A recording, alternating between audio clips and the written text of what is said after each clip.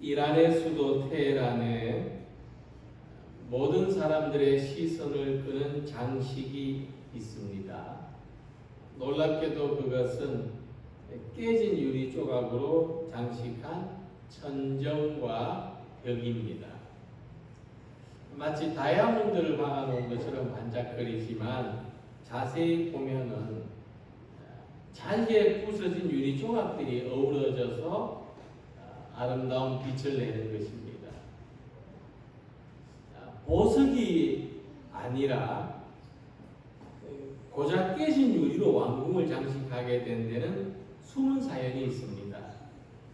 원래는 이 왕궁을 설계한 건축자가 왕궁의 각 방에 설치할 거울을 외국에서 수입했는데 도착한 상자를 열어보니까 다 깨진 거예요.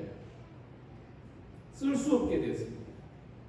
그래서 처음에는 이 쓸모없는 조각들을 버리려고 했는데 한 일꾼이 이 유리 조각으로 장식을 하는데 사용해 보자는 제안을 합니다. 건축가는 그 일꾼의 제안을 받아들여서 깨진 유리 조각으로 아름다운 무늬를 만들어서 벽에 붙였더니 상상하지도 못할 만큼 아름다운 왕궁이 된 것입니다. 이 완성된 왕궁을 본 왕은 감탄하면서 이 아이디어를 제안한 일꾼을 불렀습니다. 자네는 어떻게 이렇게 깨진 유리 조각으로 아름다운 작품을 만들려는 생각을 했는가? 그러자 일꾼은 이런 대답을 했습니다. 저는 원래 양복점에서 일을 하던 사람이었습니다. 부자들이 옷을 만들고 나면 짜투리천이 많이 나오는데 저는 그 짜투리천을 엮어서 가난한 사람들의 옷이나 이불을 만들어 팔았습니다. 그때 저는 부자들이 입는 화려한 옷보다 짜투리천으로 만든 그 옷과 이불이 더 아름답다고 생각을 했습니다. 그런 경험이 있었기 때문에 유리는 깨져도 아름다울 수 있다는 생각을 하게 된 것입니다. 이 일꾼의 말을 새겨보면 우리의 삶도 우리 자신들도 깨진 유리처럼 실패나 좌절을 경험하고 상처를 받습니다. 하지만 그럼에도 불구하고 우리는 본래 아름다운 존재로 창조되었다. 하나님은 우리 한 사람 한 사람을 아름답게 창조하셨다는 이 믿음을 잃지 않을 때 우리는 실패하고 상처 입은 경험을 통해서도 아름다운 삶을 살아갈 수가 있는 것입니다. 요즘 유행하는 말 중에 중꺾마라는 말이 있습니다. 중요한 것은 꺾이지 않는 마음이라는 약자입니다. 중꺾마. 이 유행어는 특히 우리 믿음의 사람들한테 잘 어울리는 말이라고 생각합니다. 우리는 살아오면서 많은 시련과 도전을 경험했지만 그럼에도 불구하고 꺾이지 않는 마음을 가졌기 때문에 오늘과 같은 아름다운 모습의 삶을 살게 된 것이며 또 지금 어떤 고난과 시련 가운데 있다 할지라도 꺾이지 않는 믿음을 가지고 살아간다면 반드시 아름다운 삶으로 완성된다는 확신을 가지는 성도님들이 되시기를 소망합니다. 그래서 함께 읽은 말씀을 보면 사도 바울은 이와 같은 확신을 가지고 말씀합니다. 우리는 압니다. 하나님을 사랑하는 사람들에게는 모든 일이 합력하여 좋은 결과를 이루게 되는 것입니다. 사도 바울이 우리가 알거니와 우리는 압니다라고 할 때 이 안다는 것은 경험이나 지식으로 아는 것이 아니라 믿음으로 안다는 것입니다. 그러니까 믿음은 우리들에게 하나님에 대한 지식을 가지게 합니다. 우리 지난번에 히브리서 11장에서 말씀한 것처럼 믿음은 지식을 가지게 합니다. 우리는 어떤 지식을 가지느냐 하면, 믿음을 가지면 어떤 지식을 가지느냐 하면 하나님이 우리의 삶을 아름답게 완성해 가신다는 지식을 가집니다. 하나님은 우리의 삶을 아름답게 완성해 가신다. 자, 그러면 하나님은 어떻게 우리의 삶을 선하게 이루어 가시느냐, 아름답게 이루어 가시느냐. 오늘 본문의 말씀을 보면 첫 번째로 성령께서 도우신다는 것입니다. 성령이 어떻게 도우시느냐? 우리를 위하여 기도하십니다. 26절에 보면 이와 같이 성령도 우리의 연약함을 도우시나니 우리는 마땅히 기도할 바를 알지 못하나 오직 성령이 말할 수 없는 탄식으로 우리를 위하여 친히 간구하시느니라. 성령께서는 우리 연약함을 돕기 위하여 기도하신다는 것을 알 수가 있습니다. 하나님은 성령을 통해서 우리의 연약함을 도와주십니다. 우리는 거듭되는 고난 앞에서 탄식할 수밖에 없는데, 그러나 성령이 함께 하심으로써 우리의 탄식은 하나님의 도우심을 바라는 기도가 되는 겁니다. 자, 우리가 성령이 도우시는 기도를 경험하기 위해서 어떻게 경험할 수 있느냐? 내적인 관찰이 필요합니다.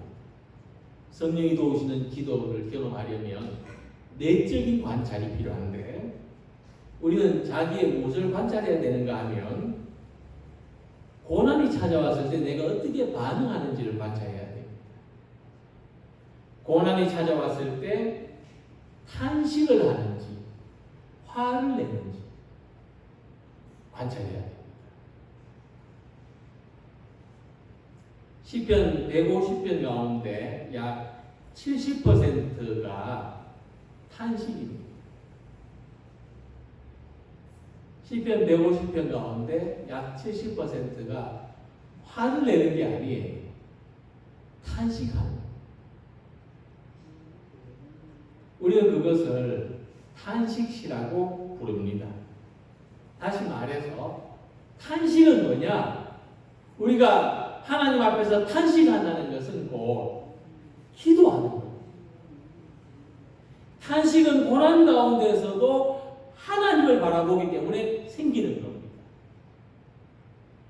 그러니까 우리가 고난을 당했을 때, 어려움을 만났을 때, 예상치 못한 삶의 시련이 다가왔을 때 탄식하는 것은 하나님을 바라보는 겁니다. 그런데 화를 내는 것은 현실을 바라보거나 자기를 바라보는 겁니다. 그럴 때 화가 나는 겁니다. 그래서 사도 바울은 성령께서도 말할 수 없는 탄식으로 우리를 위하여 친히 간구하시느니라고 했습니다. 그러니까 성령께서도 탄식하시는데 곧 우리를 위하여 하나님을 향해서 기도하신다는 것입니다. 그러므로 이 탄식은 하나님의 도움을 바라는 것입니다. 우리가 어떤 고난을 만나면 화를 내기보다 탄식하는 성도들이 되시기를 소망합니다. 하나님을 바라보시기를 소망합니다. 그런데 고난의 환경이나 자기 자신만을 바라보면 화가 납니다. 왜 이런 일이 내게 생겼는지, 왜 나한테 저렇게 하는지. 대부분의 사람들이 그렇게 합니다. 그러나 화를 내는 것에 대해서 야고보 1장 20절에 이렇게 권면합니다. 사람이 성내는 것이 하나님의 의를 이루지 못함이라. 쉬운 성경에서 이렇게 번역했습니다. 화를 내면 하나님이 원하시는 의로운 삶을 살 수 없습니다. 그래서 고난의 상황에서 주체할 수 없을 정도로 화를 내기보다 의로운 삶을 살기 위해서, 고난 속에서도 의로운 삶을 살기 위해서 분노를 다스리고 하나님의 도우심을 바라는 기도를 하시기 바랍니다. 그럴 때 성령이 도우시는 삶을 살게 되는 겁니다. 성령은 그런 사람을 도우십니다. 요한복음에서 성령은 보혜사라고 했습니다. 보혜사는 우리 곁에서 은혜로 도우시는 선생님이라는 거예요. 우리 삶에는 선생님이 필요합니다.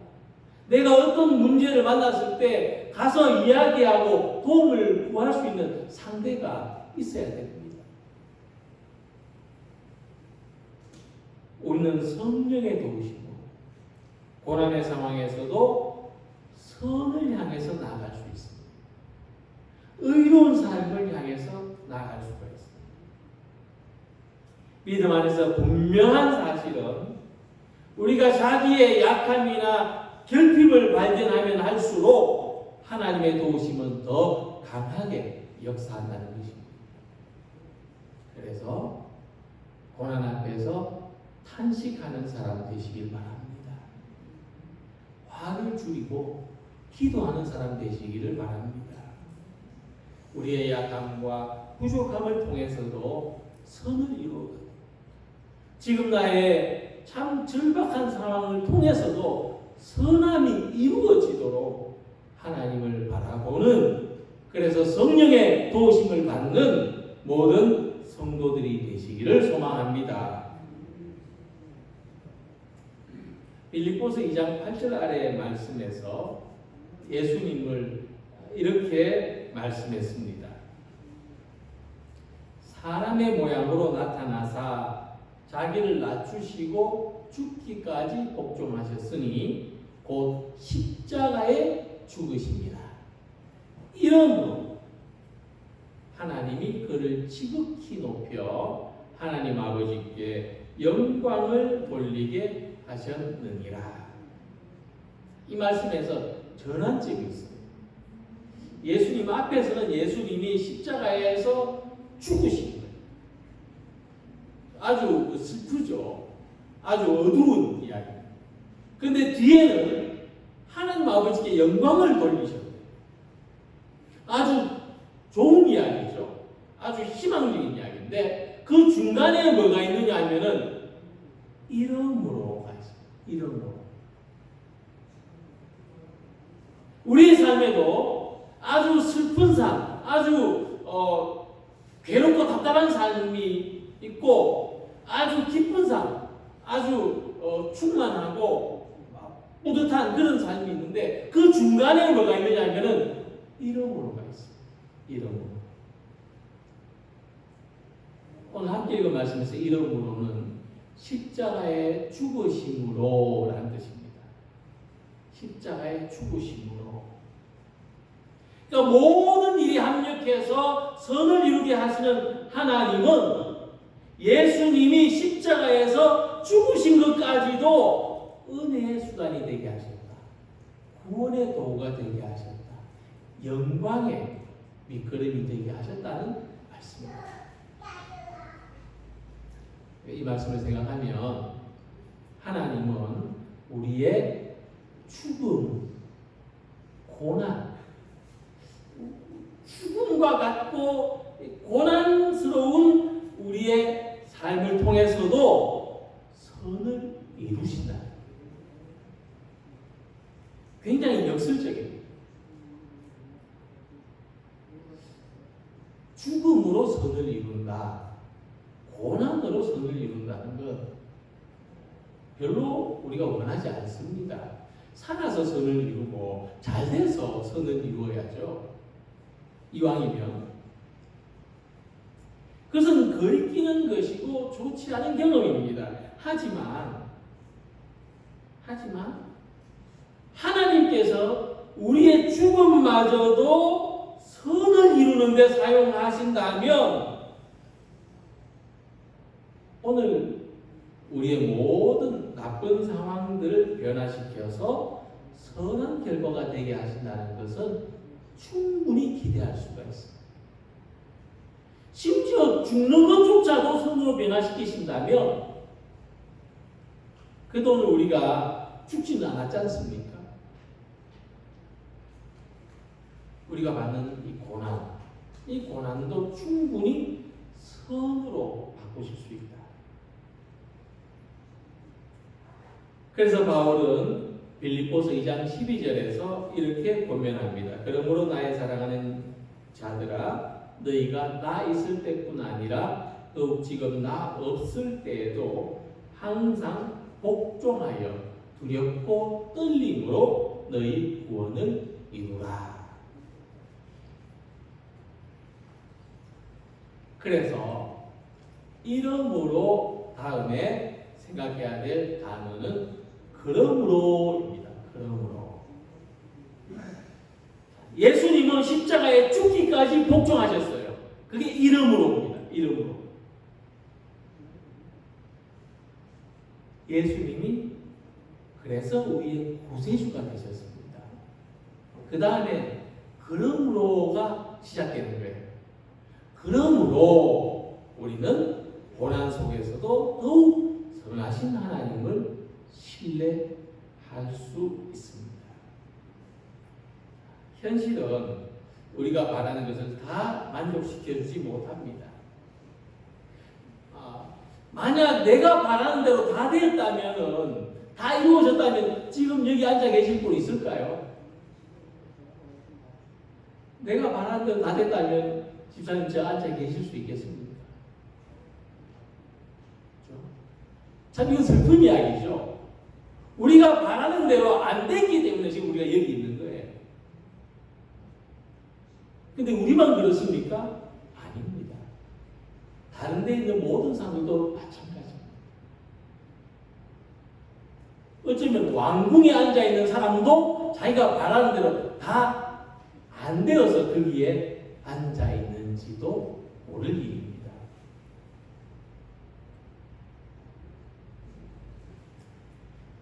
이름으로 우리는 지금 여기 있는 거예요. 이름으로. 지금 여기에 있는 우리의 삶이 이름으로의 삶이에요. 이름으로. 그래서 우리가 지금 여기 있는 거죠. 그러나 우리의 삶은 하나님의 선하신 뜻 안에 있습니다. 그럼 우리가 여기에 있는 삶이 고난의 삶이라는 거, 우리가 지금 힘든 상태에 있다는 거, 그래 이것을 알아야 돼. 지금 내 삶이 지금 그런 모습이구나. 그게 이름으로의 과정이에요. 근데 그게 되면은 그 다음에는 그러므로가 시작돼요. 그러므로 모든 것이 합력하여 선이 이루어지도록 하나님이 도우시는 것을 믿으시기 바랍니다. 내가 잘 되었다. 지금 나는 모든 것이 잘 되었고 모든 것이 만족하다면 그러므로는 필요 없어요. 그냥 이렇게 살면 되죠. 그런데 지금 내가 십자가를 진 것 같이 아프고 괴롭고 슬퍼요. 그러므로 하나님이 우리를 도우시는 거죠. 그러므로 우리가 기도하는 거죠. 그러므로 우리가 예배드리는 겁니다.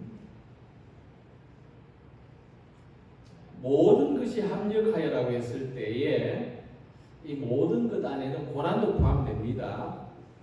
필수적이죠. 고난이 없는 삶은 어느 누구에게도 불가능한 삶이에요. 우리 삶의 고난을 다 드러낸다면은요, 이게 사과 다 깔아먹고 그죠? 그 꼭지만 남은 거하고 똑같아요. 그만큼 고난이라는 것이 우리 삶에 차지하는 비중이 크고요. 근데 원치 않은 일을 만났을 때도 우리는 어떻게 하든지 오늘을 살아야 돼요. 원치 않은 일을 만났다고 다 죽으면 누가 살아있겠습니까? 근데 그때에 내가 원하지 않는 일 가운데도 하나님의 선하신 뜻이 있다는 것을 믿으시기 바랍니다. 내가 원치 않는 일 가운데도 하나님의 선하신 뜻이 있다. 우리 삶에 온갖 우여곡절과 시련이 있음에도 불구하고 하나님은 이 모든 것을 통해서 선을 이루어 가신다는 것을 믿으시기 바랍니다.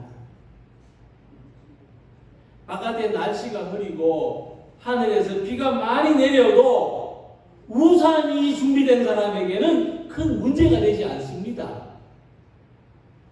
이처럼 아무리 고난이 있고 아무리 어려움이 닥쳐도 하나님이 내 인생을 선하게 만들어 가신다는 믿음을 가진 사람은 이 삶을 끝까지 걸어갈 수 있습니다.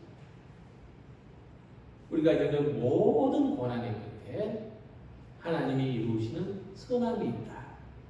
이 믿음으로 고난의 오늘을 살아가는 모든 성도님들이 되시기를 소망합니다. 그리고 바울은 하나님이 그분의 선하신 뜻대로 우리를 부르셨다고 말씀했습니다.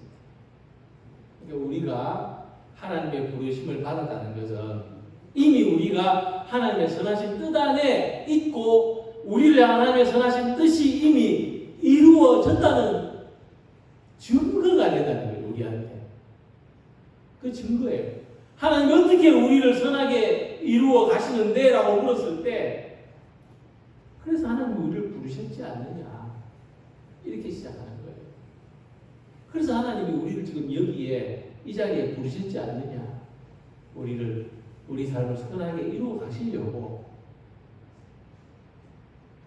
또 미리 정하신 그들을 또한 부르시고 부르신 그들을 또한 의롭다 하시고 의롭다 하신 그들을 또한 영화롭게 하셨느니라.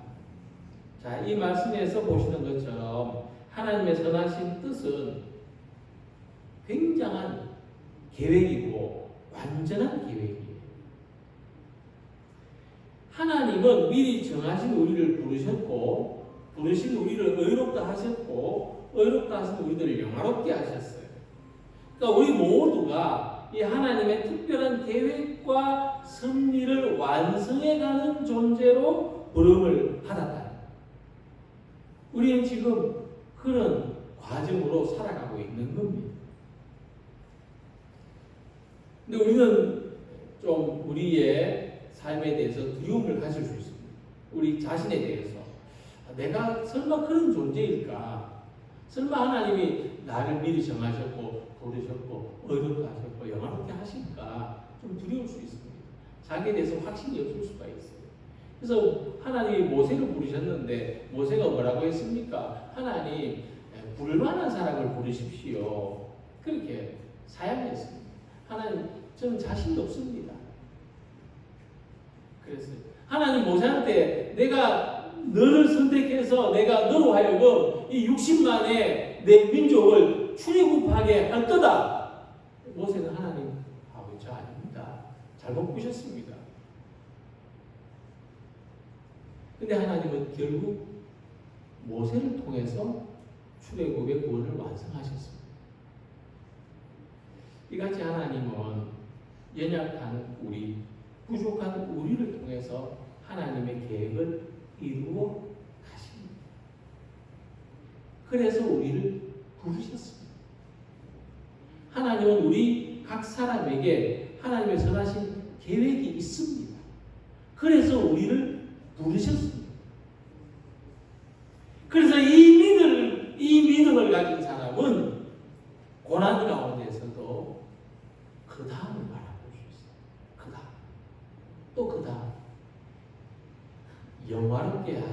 같이 바라볼 수가 있는 것입니다. 오늘의 삶을 완성되게 하시는, 우리들을 영화롭게 하시는 하나님에 대한 믿음이 없을 때에는 좋은 일이 일어나도 의심과 불안을 거둘 수가 없습니다. 존재 자체가 불안합니다. 아무리 좋은 일이 있어도 그 다음에 걱정이 생깁니다. 하나님에 대한 믿음이 없으면 우리 존재 자체가 불안합니다. 그러나 하나님이 우리의 삶을 선하게 이루어 가신다, 완성되게 하신다는 것을 믿을 때는 우리는 고난 속에서도 영광되게 하는 것을, 영화롭게 하시는 것을 기대할 수가 있습니다. 그래서 토마스 아 캠피스는 이렇게 기도했습니다. 오 주여, 당신은 무엇이 최선인지 아십니다. 모든 일을 당신의 뜻대로 이루소서. 이분의 최고의 기도는 이거예요. 무엇이 선한지는 하나님만이 아십니다. 주님만이 아십니다. 그러므로 내 삶의 모든 것을 주님 뜻대로 하소서. 주님 뜻대로 이루소서. 우리가 물건을 살 때도 내가 고르는 거하고 전문가가 고르는 것은 다릅니다. 전문가는 무엇이 최고인지를 압니다. 이같이 우리의 삶을 허락하신 하나님께서 이 시간도 우리의 삶을 선하신 뜻대로 이루어 가시는 줄을 믿으시기 바랍니다. 모든 일이 서로 합력해서 선을 이룬다는 이 말씀은 이런 뜻입니다. 하나님은 모든 것에서 선을 이루신다. 모든 것이라 했습니다. 모든 것. 우리 삶의 모든 경험, 우리 삶의 모든 환경, 우리 삶의 모든 조건, 지금 내가 보고 생각하고 만지고 느끼는 이 모든 것, 거기에서 선을 이루신다. 선. 가장 좋게 하신다. 가장 아름답게 하신다. 사도 바울의 말씀은 하나님의 섭리에 대한 절대적인 믿음을 나타내고 있습니다. 또한 우리 각자의 삶도 온갖 우여곡절이 있고 시련이 있음에도 불구하고 결국 선하게 완성된다는 하나님의 섭리에 대한 굳건한 믿음을 표현하는 말입니다. 이같이 하나님은 오늘 우리의 모두의 삶을 선하게 이루어 가시고 완성되게 하십니다. 이 일을 위하여 하나님의 성령께서는 지금도 우리를 위하여 기도하십니다. 하나님은 하나님의 선하신 뜻에 따라서 우리를 부르셨고 결국 우리 삶의 모든 시련과 우여곡절이 있지만 결국 우리 삶은 영화롭게 됩니다. 그래서 지금도 우리 모두는 선한 방향으로 나아가고 있습니다. 우리의 삶이 선한 쪽으로, 좋은 쪽으로 살아가시고 있습니다. 이 귀한 말씀이 오늘 우리 모두에게 이루어지기를 믿고 알고 소망하는 모든 성도들이 되시기를 주님의 이름으로 기원합니다. 기도드리겠습니다.